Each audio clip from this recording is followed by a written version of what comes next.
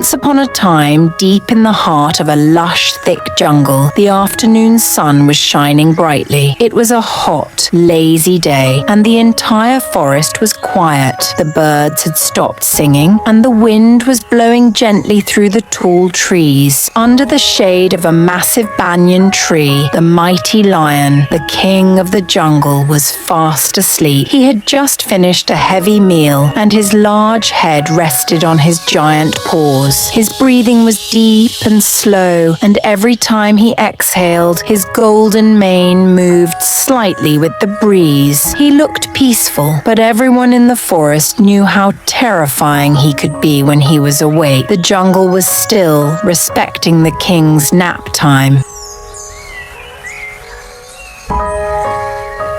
Nearby, a tiny little mouse was scurrying through the tall grass. He was a curious little creature with twitching whiskers, round ears, and bright, shiny eyes. The mouse was feeling very playful that day. He saw the sleeping lion and thought it was a large rock or a hill covered in soft golden grass. Without thinking about the danger, the little mouse began to jump up and down. He ran up the lion's tail, slid down his back, and danced on his ears. He was having so much fun that he forgot where he was. Suddenly, in his excitement, the little mouse slipped and tumbled right onto the lion's wet black nose.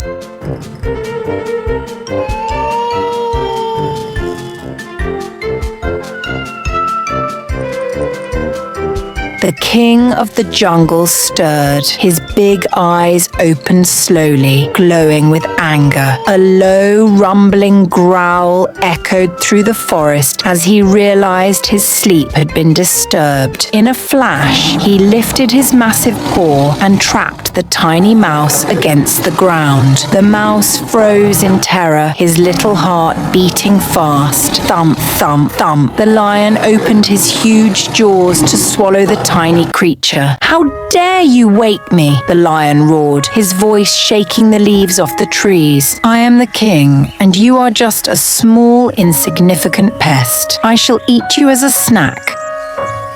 The poor mouse trembled with fear. He put his tiny paws together and squeaked in a shaking voice, "Oh, mighty king, please, please do not eat me. I did not mean to wake you. I was just playing and I made a huge mistake. If you let me go, I promise I will never disturb you again. And who knows, maybe one day, small as I am, I might be able to help you." The lion paused. He looked at the trembling little creature and burst out laughing. "You? Help me?" The lion chuckled. "I am the strongest animal in the forest, and you are smaller than my claw. How could you ever help a king?" But the lion was not hungry, and the mouse's bravery amused him. With a smile, he lifted his paw. "Go away, little one," he said. "Run before I change my mind." The mouse thanked him profusely and ran away as fast as his little legs could carry him. Days turned into weeks, and the jungle life went on. But one afternoon, danger came to the forest. Two hunters sneaked into the jungle, looking to catch the mighty lion. They set a strong trap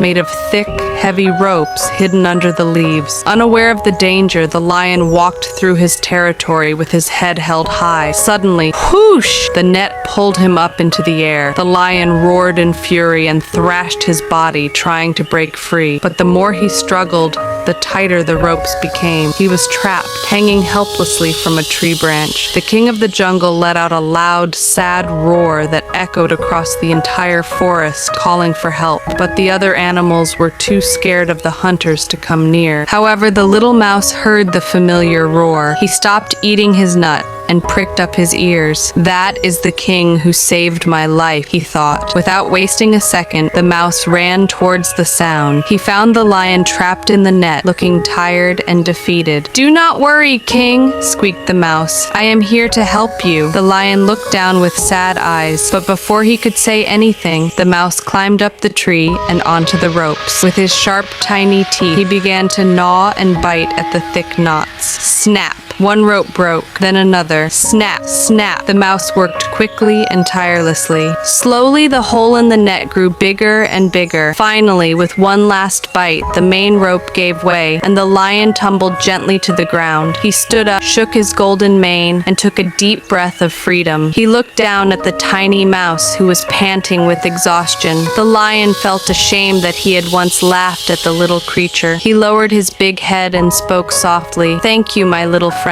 I was wrong to think you were too small to be helpful. You have saved my life today." The mouse smiled and replied, "You are welcome, King. A kindness is never wasted." From that day forward, the mighty lion and the tiny mouse became the best of friends, proving to the entire jungle moral of the story: no act of kindness, no matter how small, is ever wasted, and even the small can help the strong.